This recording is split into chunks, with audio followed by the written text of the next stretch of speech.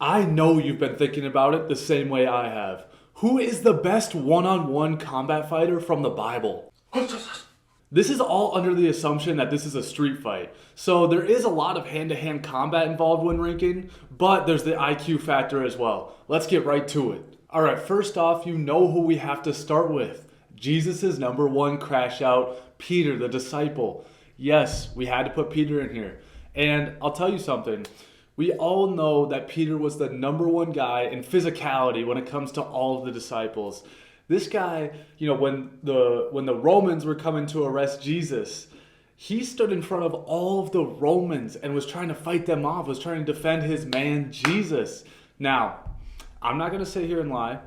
We don't know a lot about his physicality. We don't know how big he was. We don't know his hands. We don't know everything. But he's definitely got the mentality, right? He's willing to fight an army single-handedly, and he's willing to swing. He did cut off that Roman guard's ear, so he's willing to swing. Also, too, he was racing with John on the way to see the tomb when Jesus rose from the dead. He lost.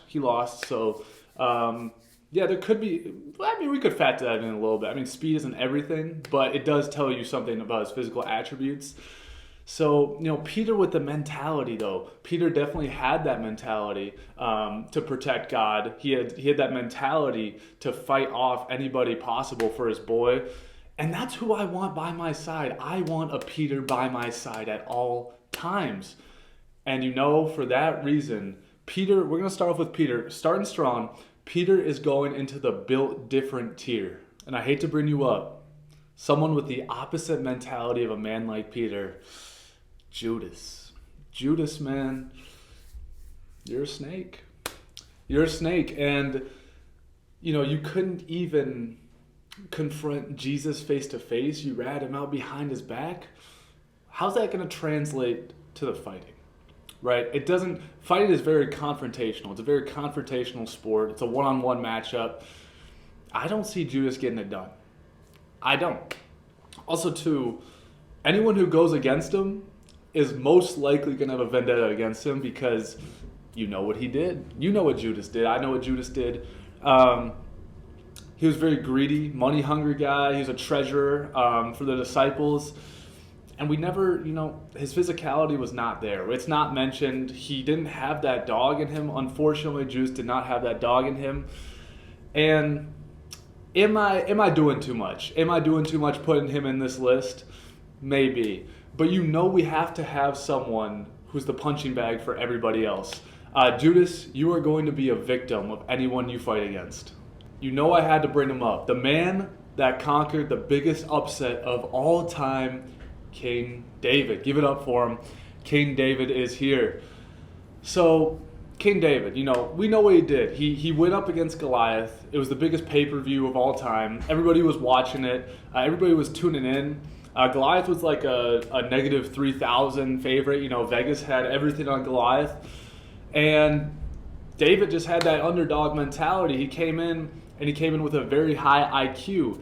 That is one of the best parts about David's game. Yes, he can fight, of course. And here's the thing. I don't know if you guys know, David was surrounded by dogs. I couldn't put anyone on this list, any of David's men that fought with him, because they all would have been the top tier, and I would have had to go through multiple people. It was too much. He's surrounded by dogs at all times. He's training with dogs every single day, getting better. So David's a very formidable opponent for anyone that goes against him. Now, y'all got to hear me out, though. Hand-to-hand combat. I know he has the IQ. I know he has the mentality. His head is all good. But hand-to-hand combat, dude, we're going to bring up some beasts in this list, some absolute beasts. David's not going to match up against him. And y'all got to hear me out, and you're not going to like this one. I understand it was God's will. It was all part of the plot for David to beat Goliath. It needed to happen. If it didn't happen, we don't have Solomon. The lineage of Jesus is cut off. I totally understand that it happened for the plot. But tell me this. If Goliath versus David happened again, if we did a David and Goliath 2, a rematch, who's winning, bro? Bro, come on. Goliath is 9 feet tall. Goliath is 9 feet tall, bro. And I understand it was the greatest upset of all time. I'm taking Goliath 9 out of 10 times, bro. And I'll even say maybe 19 out of 20 times. He was that much bigger and more powerful than David. But David had God on his side. It was all meant to be. I'm very ecstatic the way it went. Honestly, I mean, thank you, God, for the way it went. But if I put them in the cage one-on-one, or even in the street, if I put them in the street one-on-one, even with David's IQ, his training with his dogs around him, he's not getting it done against the biggest and the best every single time. But I do have great respect for David. I do have respect for the way he fights, his IQ. Fight IQ is huge. His fight IQ is off the charts. And he's around those dogs every single day getting better, so he's definitely not a slouch by any means.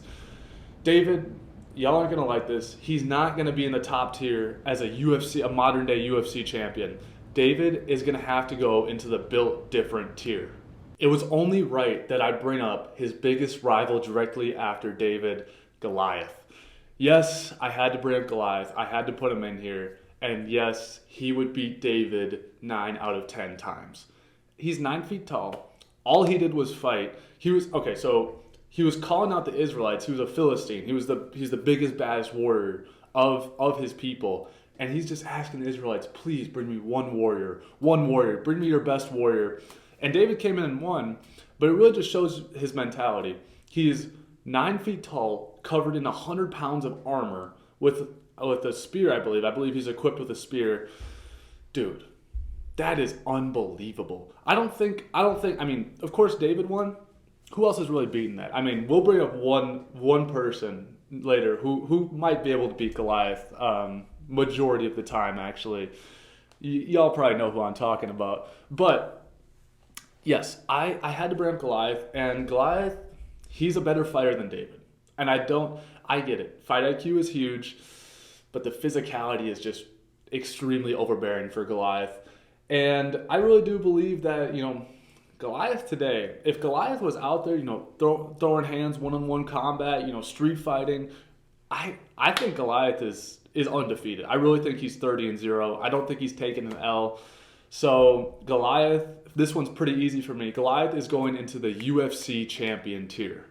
Let me throw a curveball at you guys. Let's put Moses in here. Let's see how Moses would do. Now, I don't know if you guys remember. I forget this sometimes too.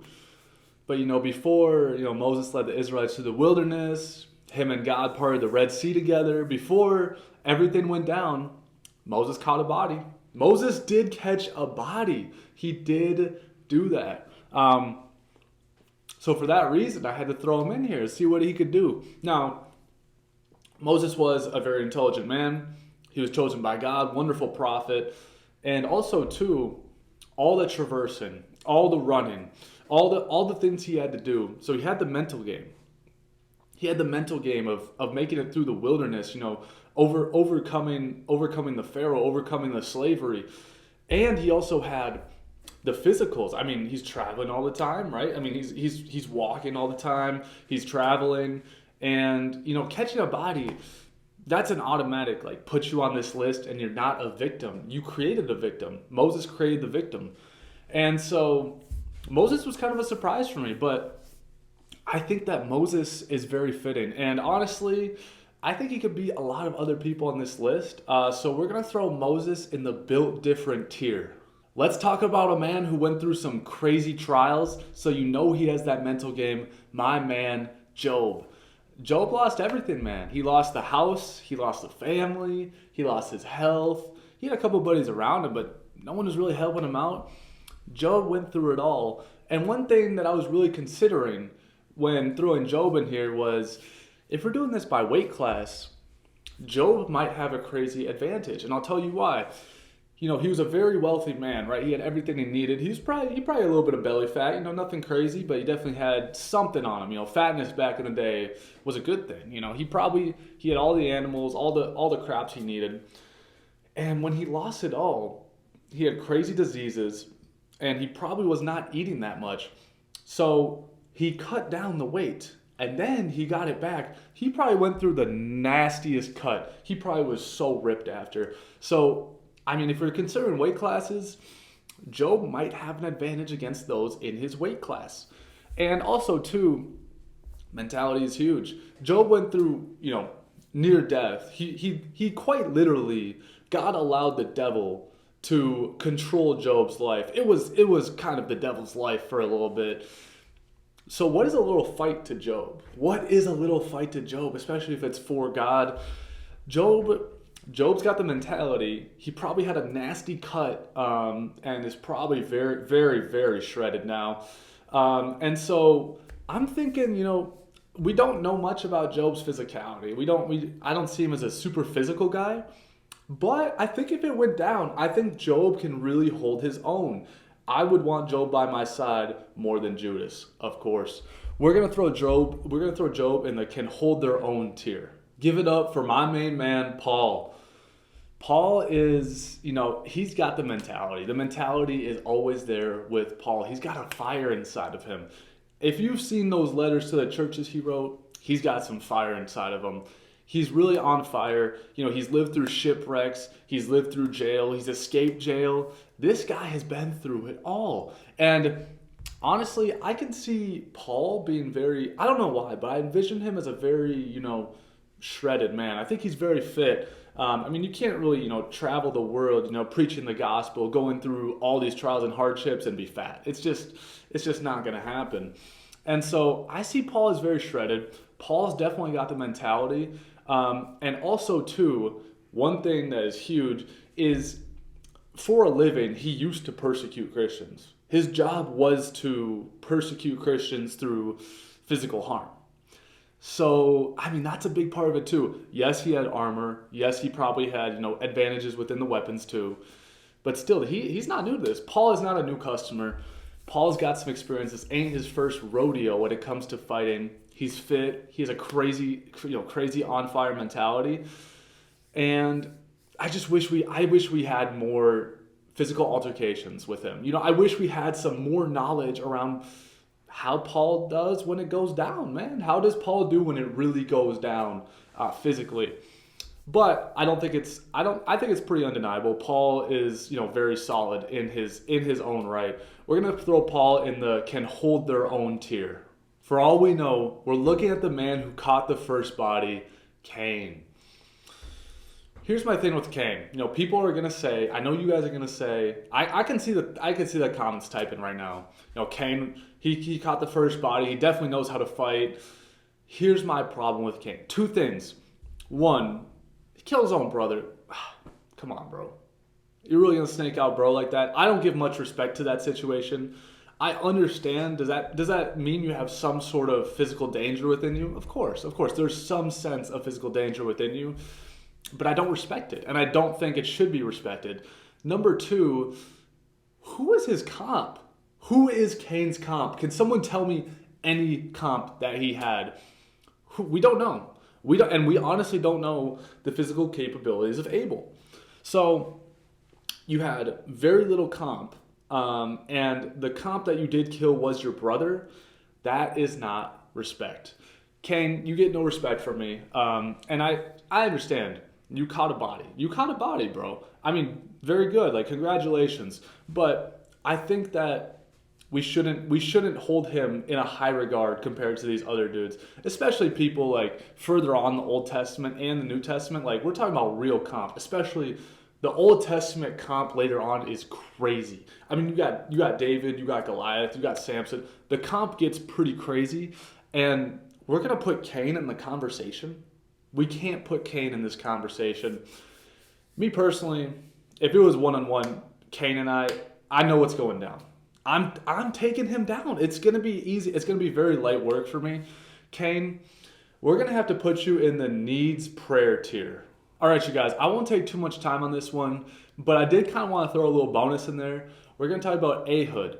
Ehud was an assassin type guy from the book of Judges. He kind of deceived his way into murdering the king with a shank in a very slick, sly way. He could craft his own weapons.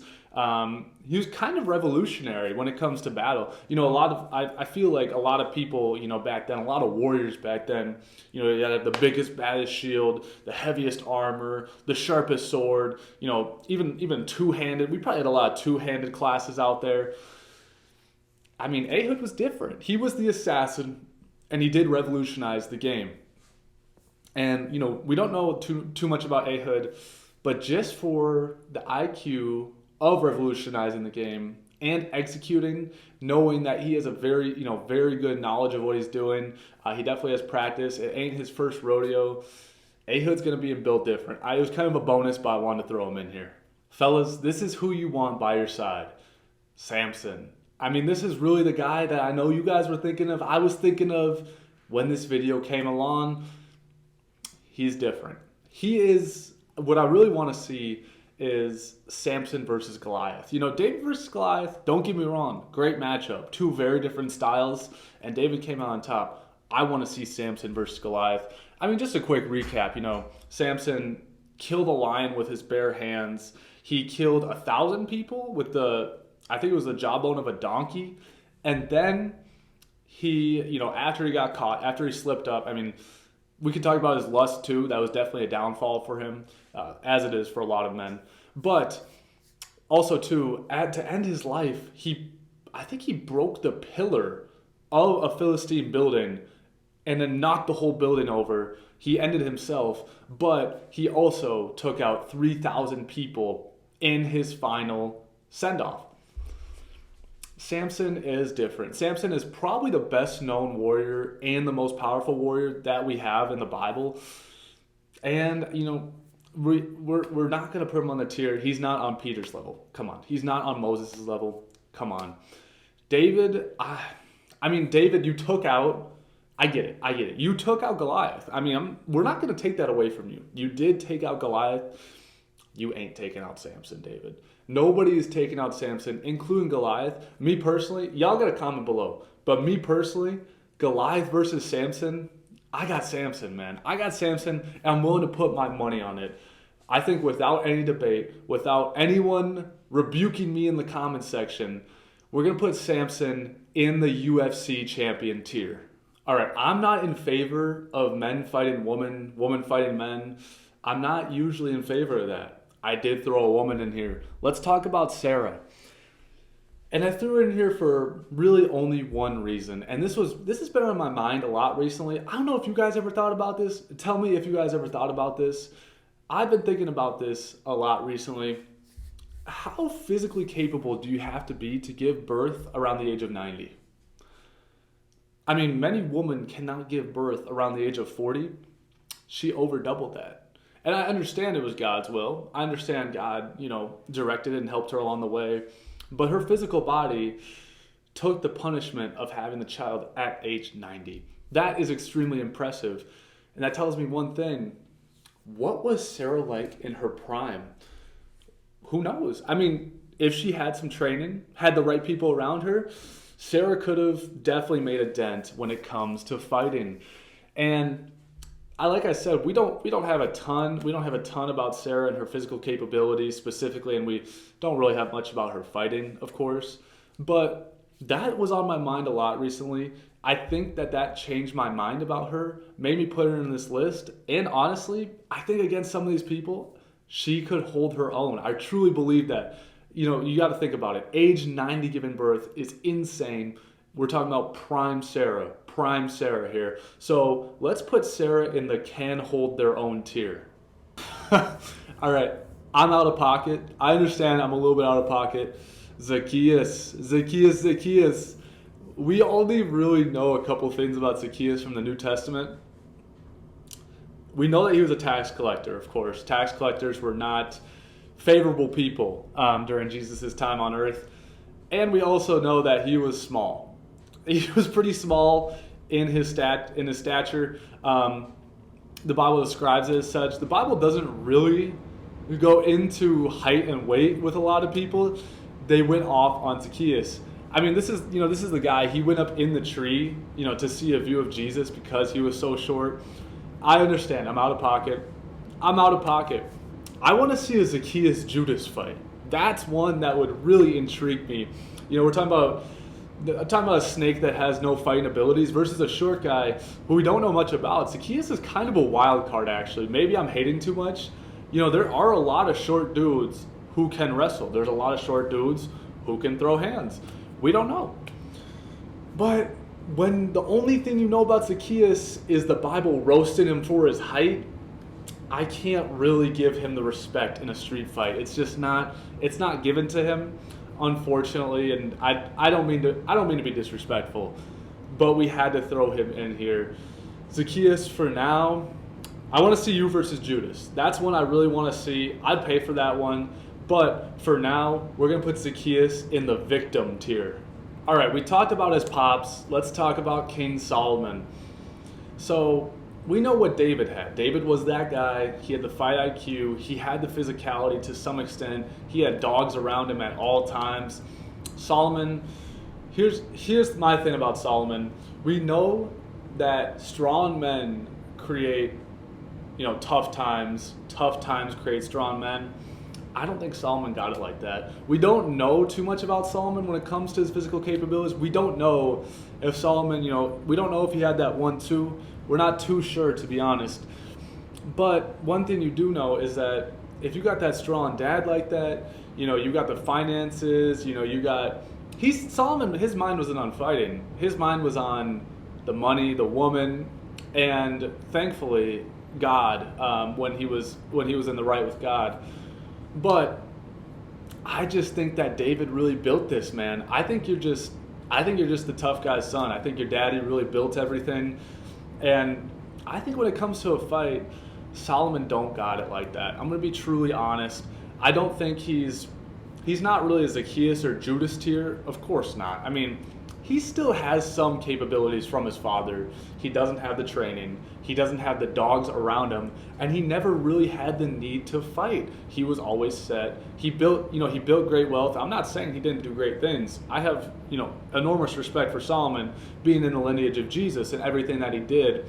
But do I think I would want him on my team? Do I think I would want him fighting alongside with me if it really went down? I do not want Solomon by my side compared to these other dogs.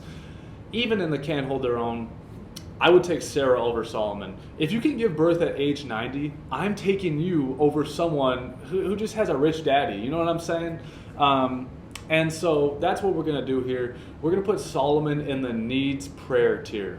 Now it's time to bring up an S tier prophet, Elijah. So, if we're talking about his ability to call flames down from the heaven, if we're including all that stuff, we know he's a UFC champion. He's taking people out. We're going to take that out. We have to have a level playing field, so we're not going to include that. But do I think he's completely helpless without that? I don't. I'll tell you why. He outran a chariot.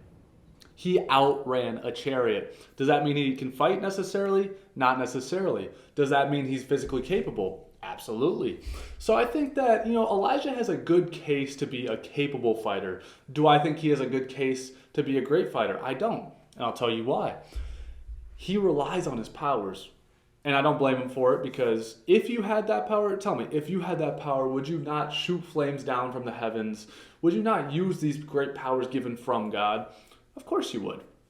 But yeah, I think he's capable. I do think he's capable. I don't think he's on the built different tier, though. I really think I got David over Elijah, powers aside.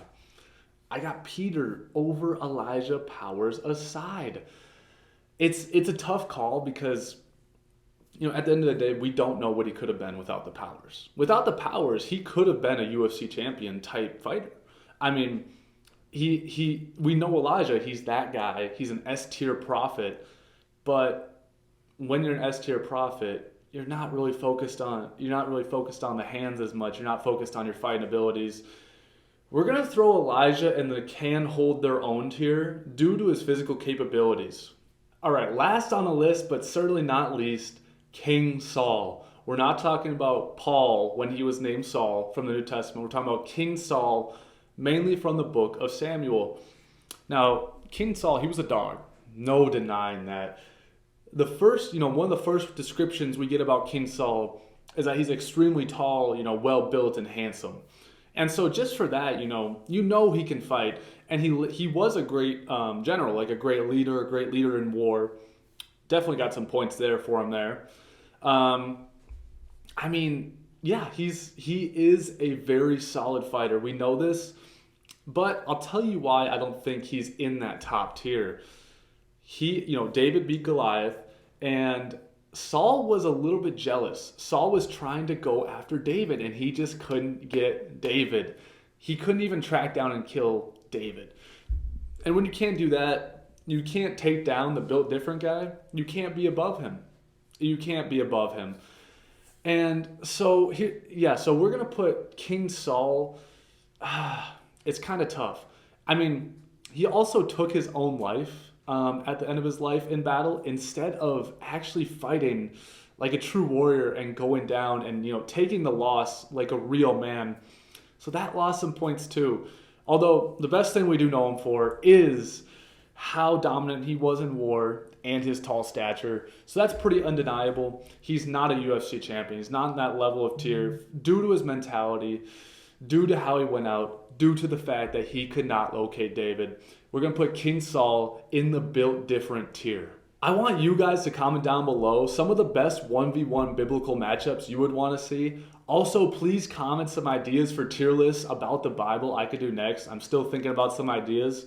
And also, too, my email is in the description if you guys want to talk to me, chat up, tell me where I went wrong, tell me if I suck, tell me if I'm great. It's whatever. You guys can always talk to me. I'd love to talk to you. And yeah, God bless you all and have a wonderful day.